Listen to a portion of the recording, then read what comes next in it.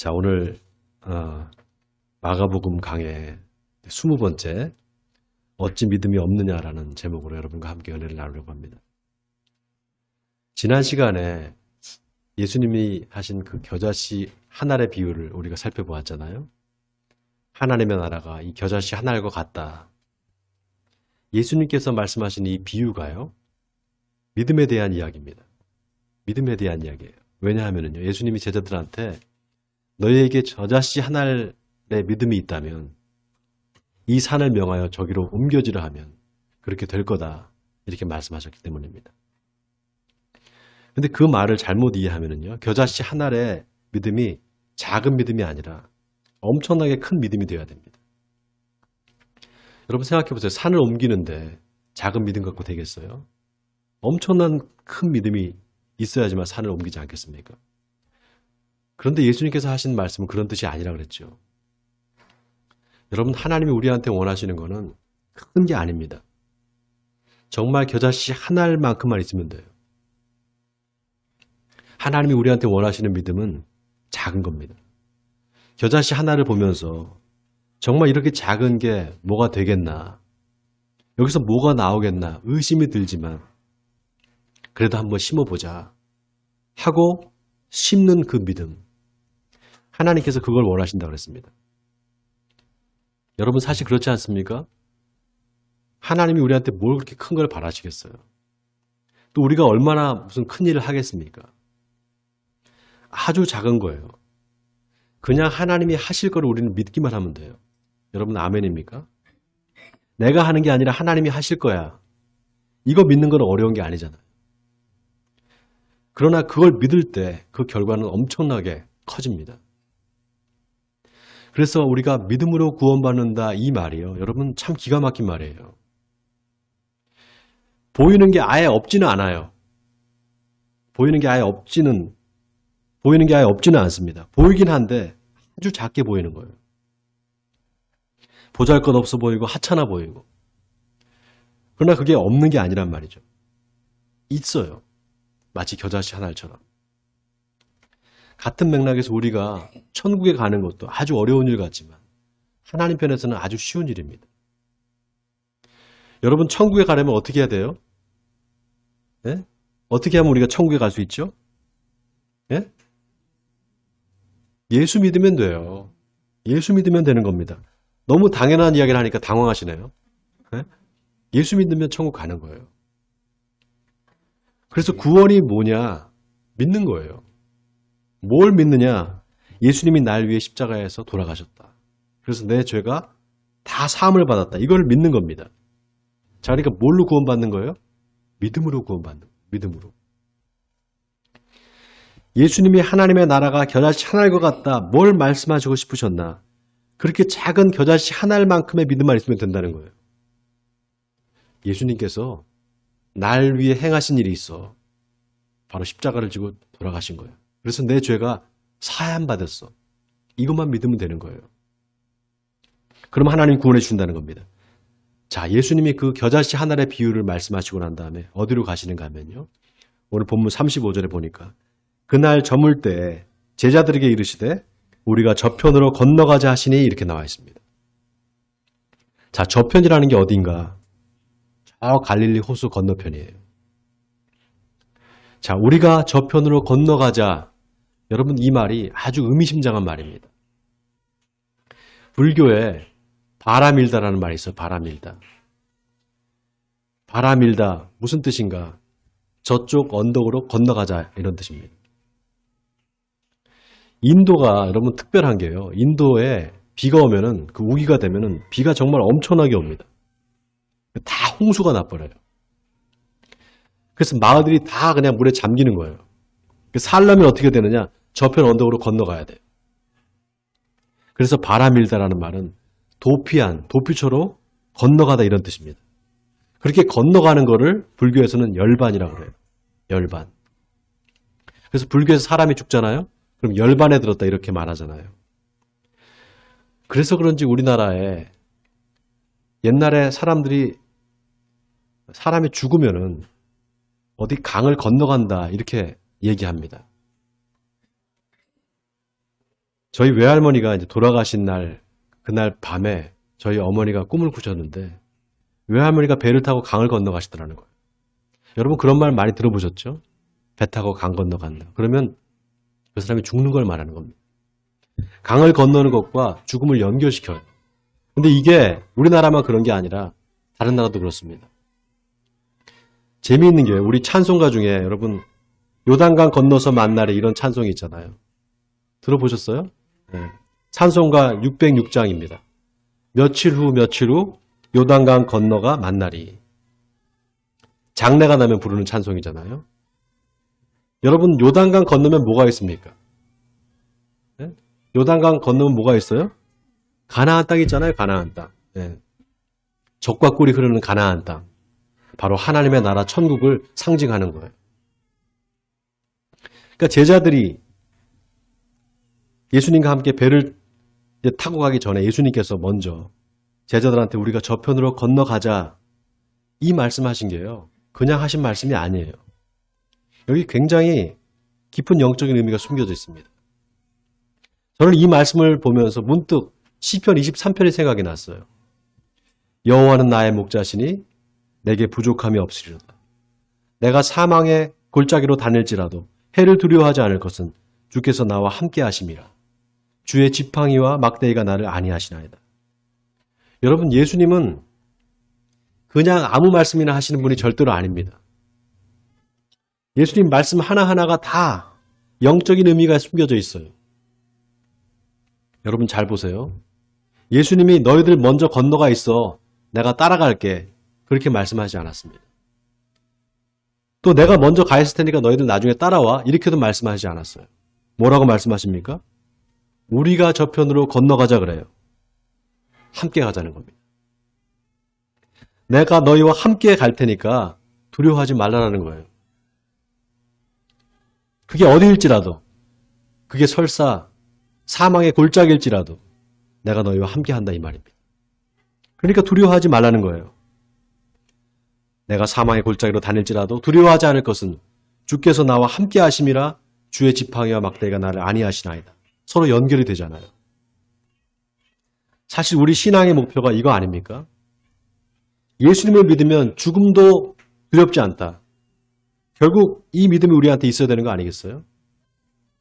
자, 그런데 보세요. 예수님의 제자들이 예수님과 함께 있는데도 불구하고 무서워합니다. 두려워해요. 자, 오늘 본문의 제자들이 예수님과 함께 배를 타고 갈릴리 호수를 건너가는데 갑자기 광풍이 몰아칩니다. 자, 오늘 36절, 37절 우리 같이 한번 한 목소리로 읽어볼까요? 36절, 37절입니다. 시작. 그들이 무리를 떠나 예수를 배에 계신 그대로 모시고 가매 다른 배들도 함께 하더니 큰 광풍이 일어나며 물결이 배에 부딪혀 들어와 배에 가득하게 되었더라. 제가 한 5년 전에 성지순례를 갔어요. 성지순례를 가면은 갈릴리 이렇게 바다가 있습니다. 갈릴리 호수인데 너무 크니까 그걸 바다라 그래요. 그 갈릴리 호수에 가면은 배를 탈 수가 있어요. 그 배를 타고 저쪽 건너편으로 이제 건너가는데 배가 출발할 때는 바다가 잔잔했었어요. 갈릴리 호수가. 근데 출발하고 한 20분쯤 되니까 갑자기 바람이 엄청 세게 부는 거예요. 근데 정말 파도가요. 장난이 아닙니다. 뱃머리에 파도가 부딪히면서 물이 확 이렇게 바닷물이 배 안으로 들어오는 거예요. 순간 이거 이러다가 배가 뒤집히는 거 아닌가. 그런 생각을 할 정도로 아주 무섭더라고요. 우리가 타고 간 배가 한 40명 정도 탈 수 있는 배거든요. 제법 큰 배예요. 그런데 바람이 부니까 이 감당이 안 되더라고요. 그럼 예수님 시대에 어땠겠어요? 예수님 시대에 그렇게 큰 배가 없었잖아요. 조그만 배였을 거라고요. 지금처럼 구명조끼가 있는 것도 아니잖아요. 그러니까 제자들이 생명의 위협을 느낀 거예요. 그런데 놀랍게도 예수님이 뭐 하시는가 봤더니 배 고물에서 베개를 베고 주무시고 계시는 겁니다. 고물은 배의 뒤쪽을 말해요. 아니 지금 배에 물이 들어와서 지금 배가 가라앉게 생겼는데 어떻게 잠을 잘 수 있단 말인가. 그것도 베개까지 비고.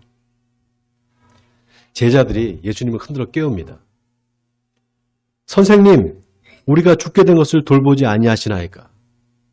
표준 세번역 성경에는 선생님 우리가 죽게 되는데 아무렇지도 않습니까? 이렇게 번역을 했습니다. 이걸 제 버전으로 하면은요. 선생님 지금 다 죽게 생겼는데 한가하게 잠을 잘 때입니까? 빨리 일어나서 좀 어떻게 해보세요. 자, 제자들이 예수님을 깨우니까 예수님께서 잠에서 깨어나셨어요. 그리고 바람을 꾸짖으시면서 바다를 향해서 잠잠하라 고요하라 말씀하시니까 바람이 그치고 바다가 잔잔해집니다. 그리고 나서 예수님께서 뭐라고 말씀하시는가? 우리 다 같이 40절을 같이 읽겠습니다. 40절입니다. 시작. 이에 제자들에게 이르시되 어찌하여 이렇게 무서워하느냐? 너희가 어찌 믿음이 없느냐 하시니.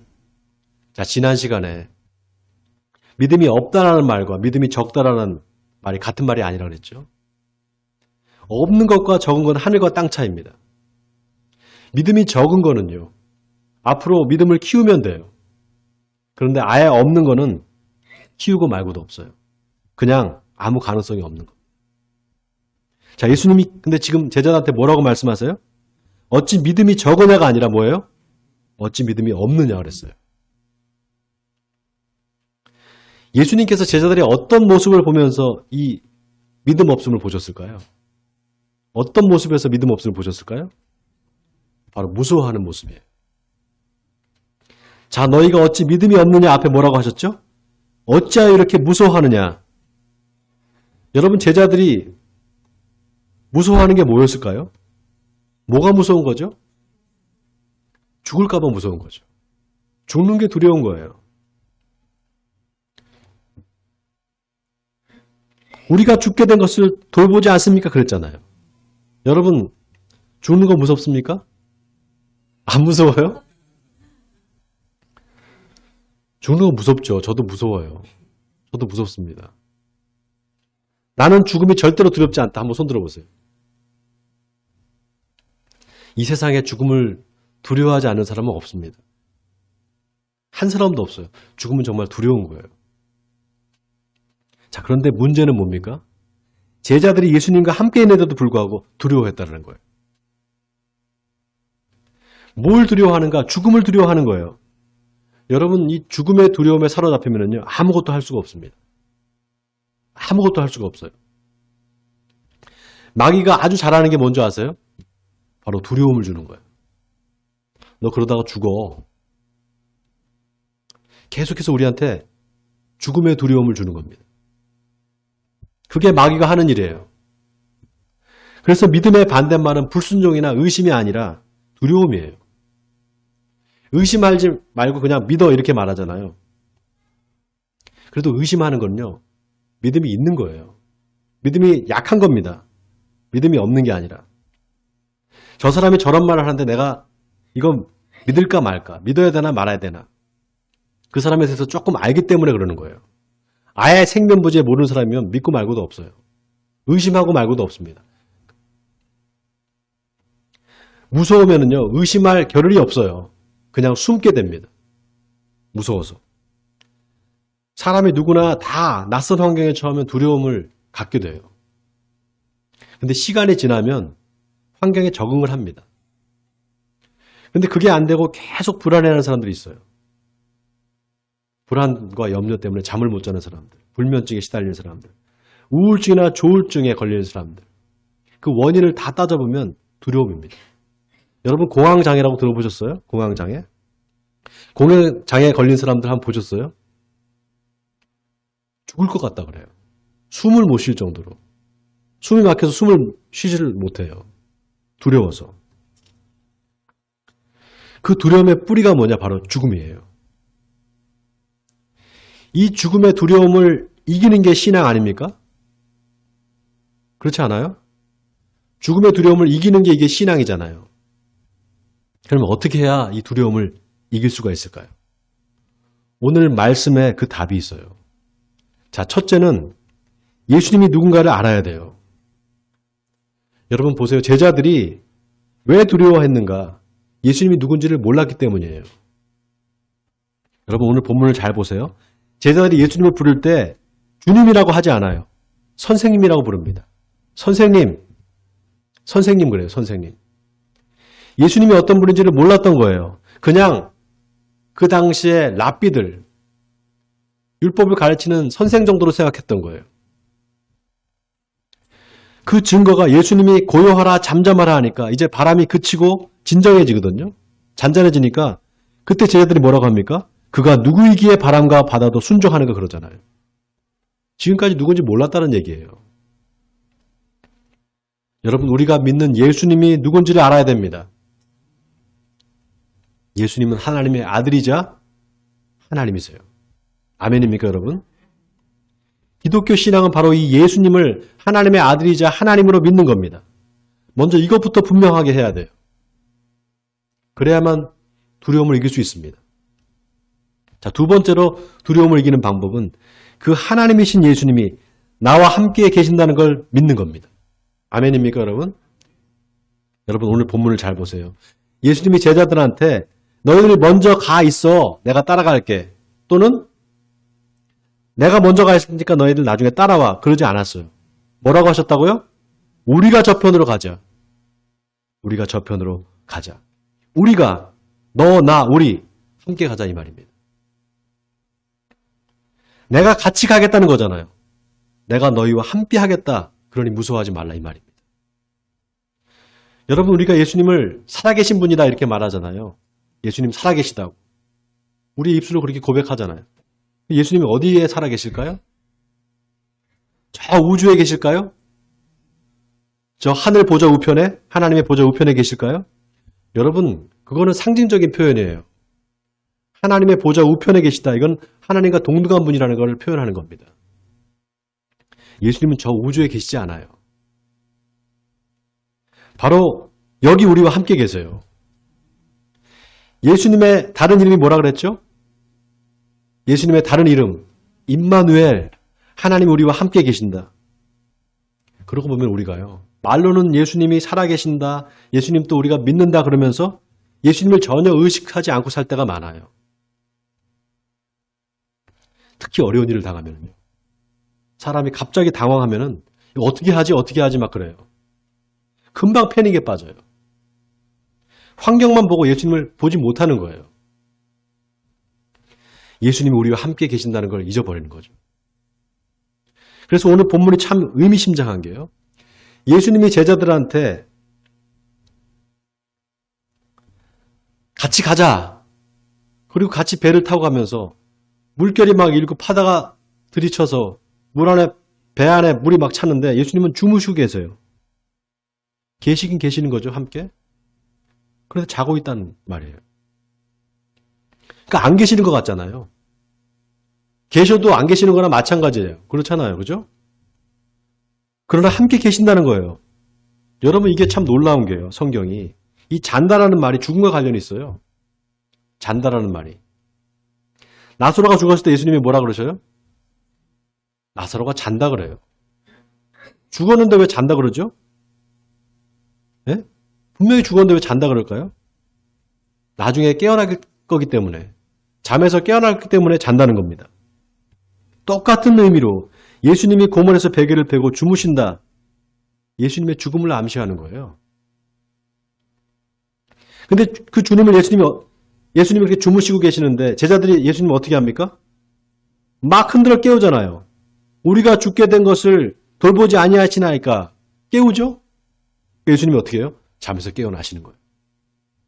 그리고 뭐라고 하십니까? 어찌하여 이렇게 무서워하느냐? 너희가 어찌 믿음이 없느냐 그랬어요. 어찌 믿음이 없느냐? 놀라운 게 오늘 본문 바로 뒤에 보면 예수님이 죽은 야이로의 딸을 살리시는 장면이 나와요. 바로 뒤에 5장에 보면은 회당장 야이로가 예수님을 찾아와서 자기 딸이 죽게 됐으니까 와서 좀 고쳐달라고 부탁을 합니다. 예수님께서 같이 가자 그래요. 근데 가는 중에 혈병을 앓은 여인이 예수님을 붙잡습니다. 예수님의 옷자락을. 그래서 그 여자 고쳐주느라고 지체하다 보니까 그만 야이로의 딸이 죽어버려요. 도착하기도 전에. 그러니까 사람들이 나와서 당신 딸이 이미 죽었다고. 괜히 예수님 그거 귀찮게 하지 말라고 그래요. 그때 예수님께서 야이로한테 뭐라고 하십니까? 두려워하지 말고 믿기만 하라 그래요. 두려워하지 말고 믿기만 하라. 뭘 두려워하지 말라는 겁니까? 죽음을 두려워하지 말라는 거예요. 그리고는 이 아이가 죽은 게 아니라 잔다 그래요. 그리고는 달리다굼 소녀야 일어나라. 그러니까 야이로의 딸이 다시 살아난단 말이죠. 그러니까 가만히 생각해보면 이게 다 부활에 대한 이야기예요. 부활의 신앙을 말하는 겁니다. 가만히 살펴보세요, 여러분. 앞에서 씨 뿌리는 자의 비유부터 시작해서 등불과 등경의 비유, 또 자라나는 씨앗의 비유, 겨자씨의 비유, 이게 다 부활을 암시하는 내용들입니다. 씨 뿌리는 자의 비유를 보세요. 씨가 땅에 떨어져서 죽어야만 돼요. 죽어야만 30배, 60배, 100배를 결실하는 거예요. 등불과 등경의 비유도 마찬가지예요. 등을 말 아래나 평상 아래 두지 않고 들어서 어떻게 해요? 등경 위에 올리잖아요. 그렇게 예수님도 십자가에 들려서 돌아가실 걸 말씀하시는 겁니다. 자라나는 씨앗의 비유도 마찬가지예요. 땅이 스스로 열매를 맺되 처음에는 싹이요, 다음에는 이삭이요, 그 다음은 열매다. 그 열매가 익으면 낫을 대나니 곧 추수 때가 이르렀습니다. 추수 때는 심판을 상징하거든요. 알곡과 가라지를 나누는 심판이죠. 이거는 모든 육체가 다 부활해서 하나님 앞에 서서 최후의 심판을 받는 걸 말하는 겁니다. 부활에 대한 이야기잖아요. 또 겨자씨의 비유도 그래요. 겨자씨 한 알이 땅에 심겨지기만 하면 자라서 그 가지에 새가 깃들 정도가 된다. 여러분, 씨를 뿌릴 때 형상을 뿌리는 게 아니에요. 겨자씨를 뿌리지 겨자나무를 뿌리는 게 아니잖아요. 근데 나중에 그게 형상이 되잖아요. 이것도 부활에 대한 이야기예요. 바짝 마른 씨가 죽은 것 같잖아요. 예? 이게 죽었나 살았나? 죽은 거예요? 살은 거예요, 정말? 바짝 마른 씨가? 그런데 그 씨를 땅에다 묻어서 물을 주면 어떻게 됩니까? 거기서 싹이 나고 가지가 뻗고 열매가 맺히는 겁니다. 사람이 죽었다가 어떻게 살아날 수 있나? 의심이 들죠. 그러나 의심이 들지만 믿어보라는 거예요. 그게 부활신앙 아니겠습니까? 여러분, 부활을 믿지 않으면 아무것도 믿지 않는 거예요. 그래서 부활을 믿지 않는 건 믿음이 작은 게 아니라 믿음이 아예 없는 거예요. 예수님께서 그래서 너희가 어찌 이렇게 믿음이 없느냐 그런 거예요. 왜 이렇게 무서워하느냐? 너에게 어찌 이렇게 믿음이 없느냐 그랬잖아요. 예수님을 믿는데 나는 죽음이 두려워서 아주 미치겠다. 너무 두렵다. 그 사람은 믿음이 없는 사람이에요. 여러분, 죽음의 두려움을 이기는 방법은 부활을 믿는 겁니다. 바라기는 부활을 믿으시길 주님의 이름으로 축원드립니다. 마지막 세 번째, 두려움을 이기는 방법은 예수님을 온전히 사랑하는 거예요. 여러분, 예수님을 믿는 사람과 예수님을 사랑하는 사람, 어떤 사람이 더 믿음이 좋은 사람일까요? 사랑하는 사람이에요. 요한일서 4장 18절에서 사도 요한은 사랑 안에 두려움이 없고 온전한 사랑이 두려움을 내어 쫓나니 두려움에는 형벌이 있으므로 두려워하는 자는 사랑 안에서 온전히 이루지 못하였느니라 그랬습니다. 여러분, 믿음의 완성은 사랑입니다. 정말 사랑하면 그 사랑하는 사람을 위해서 내 목숨도 아깝지가 않아요. 바로 예수님이 우리에게 보여주신 그 사랑입니다. 나는 선한 목자라 선한 목자는 양들을 위하여 목숨을 버리노라. 싹구는 목자가 아니요 양도 제 양이 아니라 이리가 오는 것을 보면 양을 버리고 달아나노니 달아나는 것은 그가 싹군인 까닭에 양을 돌보지 아니함이나 나는 선한 목자라. 나는 내 양을 알고 양도 나를 아는 것이 아버지께서 나를 아시고 내가 아버지를 아는 것 같으니 나는 양을 위하여 목숨을 버리노라. 사랑하는 성도 여러분, 주님은 우리를 위해서 십자가의 고통을 당하셨습니다. 하나님은 그 아들이 십자가에 달려 죽는 것을 그냥 가만히 내버려 두셨습니다. 아들을 내어줄 만큼 하나님 우리를 사랑하셨다는 거예요. 이 하나님의 사랑을 믿을 때 우리는 두려움을 이길 수 있습니다. 바라기는 그 온전한 사랑이 저와 여러분에게 있기를 바랍니다. 그래서 하나님을 온전히 사랑하심으로 두려움을 이기고 승리하시는 저와 여러분이 되시기를 주님의 이름으로 간절히 축원드립니다.